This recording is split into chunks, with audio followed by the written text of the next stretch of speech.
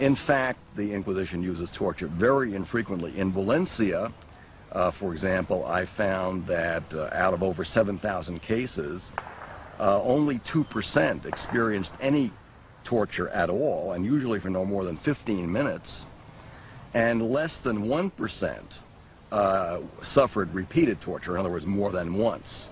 I found no one suffering torture more than twice. We find, comparing the Inquisition, merely within Spain with other tribunals, that the Inquisition used torture less than other tribunals. And if we compare the Inquisition with tribunals in other countries, we find that the Inquisition has a virtually clean record in respect of torture. During the same period in the rest of Europe, vicious punishments could be prescribed for an enormous number of different offences. In England, you could be executed for damaging shrubs in public gardens. If you returned to Germany from banishment, you could have your eyes gouged out.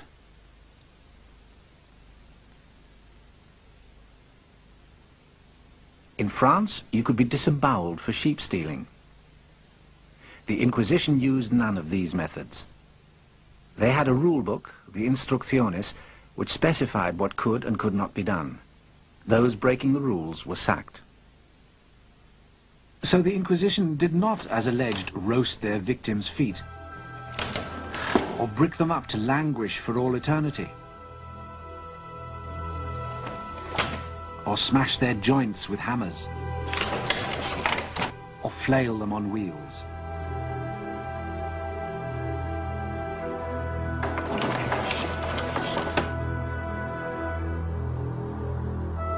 They never used the Iron Maiden. This Iron Maiden, one of only a few examples to survive, was built in Germany. The Inquisitors didn't ravish their female victims, although a rich and undeniably popular tradition suggests that they did.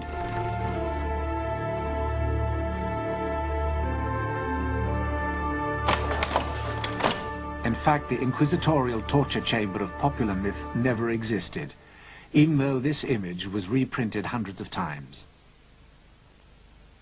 And it was not only the use of torture that was falsified. Stories were also fabricated about the gruesome conditions in which prisoners were kept. Ironically, the Inquisition had probably the best jails in Spain. This sounds very much like whitewashing, but unfortunately it's true. Let me take a quotation from the Inquisitors in Barcelona in the middle of the 16th century, when they were asked to report on the state of their prisons, and they said, "Our prisons are full." But then they complained to their bosses in Madrid, "We don't know where to send the leftover prisoners we have. We cannot send them to the city jails, because the city jails are overcrowded, and there they are dying at the rate of 20 a week." I have found instances of prisoners in secular criminal courts blaspheming in order to get into the Inquisition prison, to escape the maltreatment they received in the secular prison. So, despite the compelling Gothic fictions of Montanus, the evidence leads us to a wholly different conclusion.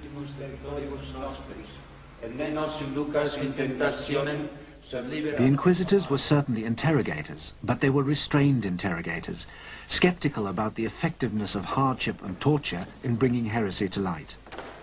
By contrast with many other tribunals in Europe, they emerge as almost enlightened.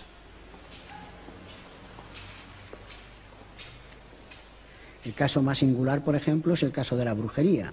El Tribunal del Santo Oficio fue extraordinariamente benigno con el tema de la brujería, mientras que otras justicias europeas, justicias ordinarias y justicias eclesiásticas no tuvieron ni mucho menos la misma consideración con este tipo de delito. Proclama mi alma la grandeza del Señor. Whatever crime they were investigating, the Inquisitors went by the book.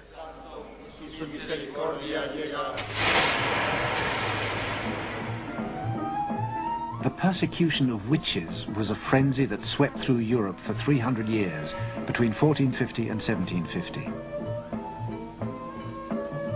At the merest accusations of a fantastical offence, sleeping with the devil or bearing his children, women were brutally tortured or burnt at the stake. The depravity of their alleged crimes was cited to justify this brutal response.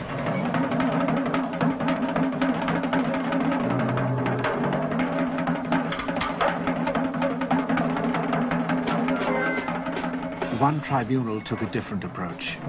Remember that the inquisitors were university lawyers, and lawyers look for evidence.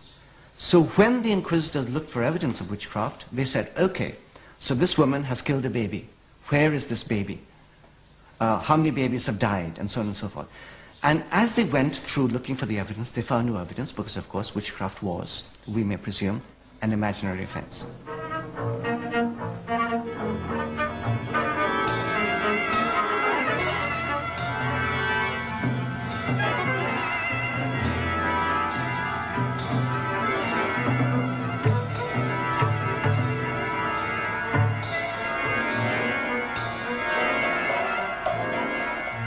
While the rest of Europe reacted with horror, the Spanish Inquisition declared witchcraft a delusion. No one could be tried, let alone burnt for it. But it was the Spanish Inquisition that came to symbolize the ruthless persecution of heresy. Why? Because by the 1560s, Spain was more than just a power. It was a superpower. Its fitting symbol, the new royal palace, a 16th century pentagon built in the hills above Madrid, El Escorial. This vast structure, comprising miles of marbled corridors, was built by Charles V's son and successor, Philip II. Under Philip, Spain completed its rise within less than a century from isolation and obscurity to the domination of Europe.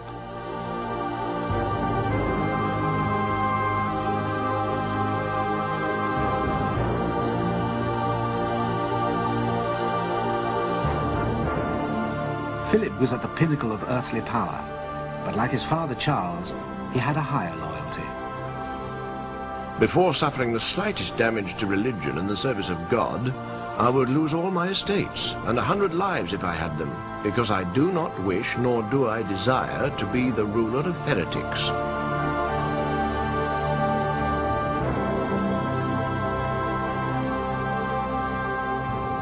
Confronted by such fervor and strength, Spain's enemies changed tack. Their new target would be the king himself. Philip II is an excellent example of the distortions and the creations, very successful creations in this case, of the Black Legend. Philip II was presented as a monster. That's an example of the cruelty of the Spanish race. Philip II really, his policies are perfectly debatable. Personally, I don't like him, but he was no more of a monster than, say, Henry VIII of England. And Henry VIII, nevertheless, was cleaned up in order to be presented as a fit champion of Protestantism.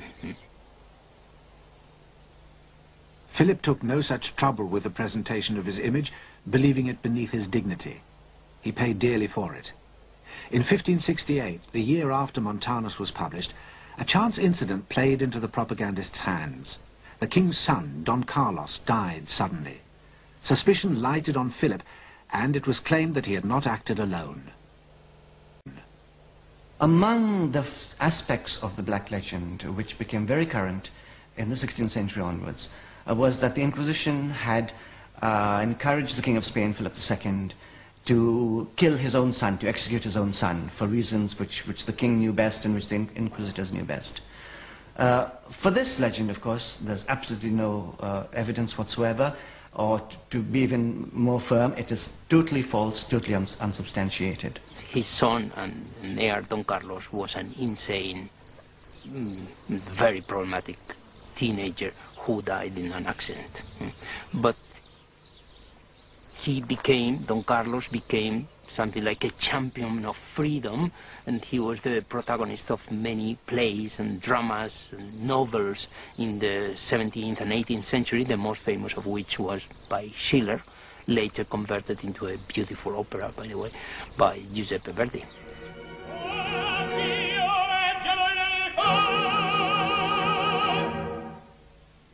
In Verdi's opera, Don Carlos declares before God his allegiance to Flanders, a Habsburg province ruled by his father the king, but with strong Protestant sympathies and by now seeking its independence.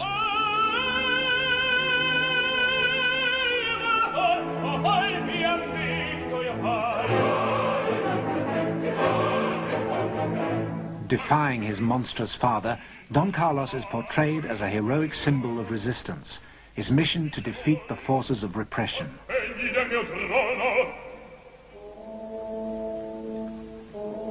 The next act opens with the king in an agony of doubt. Alone in his chambers at night, he ponders how to punish his errant son. His Christian conscience prevents him taking the most drastic step of all, until a visitor persuades him otherwise.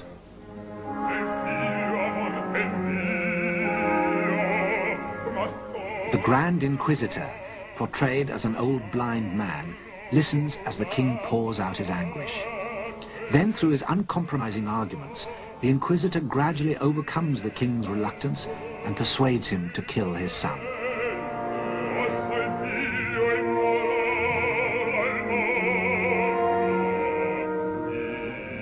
The Grand Inquisitor decides the issue by observing that there is a precedent.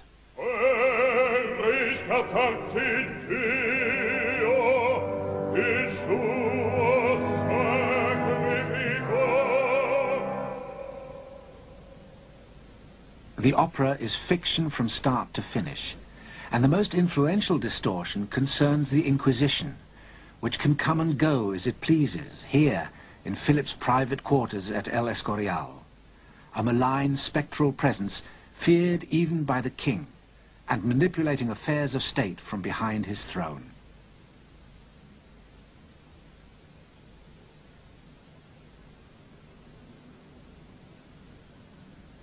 The death of Don Carlos was a godsend for the mythmakers. In reality, the Inquisition was no more the power behind the throne than the inadequate prince was a heroic martyr.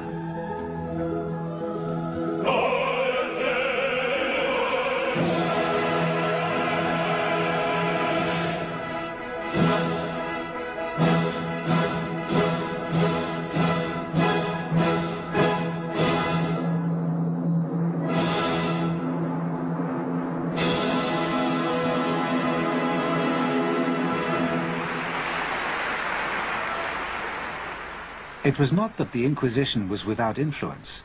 The showpiece displays of its status were grandiose occasions held in the main squares of the cities, such as this one in Madrid. These ceremonies, where heretics were sentenced, were known as acts of faith.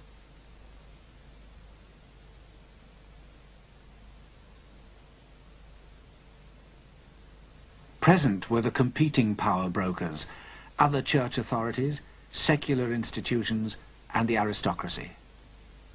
All of these other institutions are powerful. They all have the ear of the king. They are competing and conflicting institutions. So the Inquisition has to operate within that framework. Its power, therefore, is constantly being curbed and opposed by the representatives of other institutions, equally powerful. It's still possible to capture a sense of the many different power blocks then competing in Spanish society during the Corpus Christi parade in Toledo. Every one of the city's medieval guilds has its own special place in the procession and its own distinctive regalia.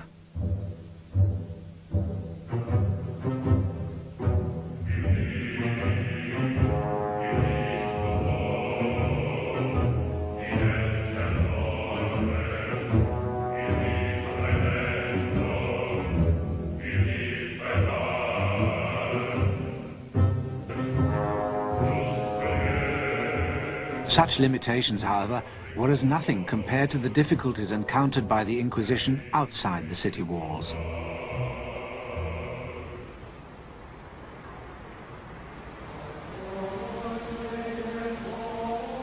In 16th century Spain, 4 out of every 5 inhabitants lived in the countryside.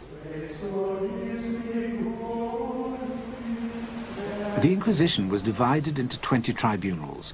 Each of them had to cover thousands of square miles. Yet each tribunal had no more than 2 or 3 inquisitors and a handful of administrative clerks. Contemporary accounts reveal that the inquisitors detested and often shirked their sorties into rural Spain. In winter, the roads were impassable, so visitations often had to be undertaken in the burning heat of summer.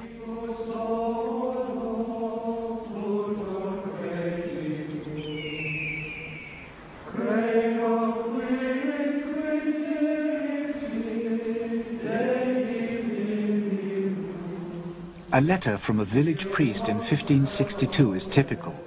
This village, he wrote, does not know the Holy Inquisition.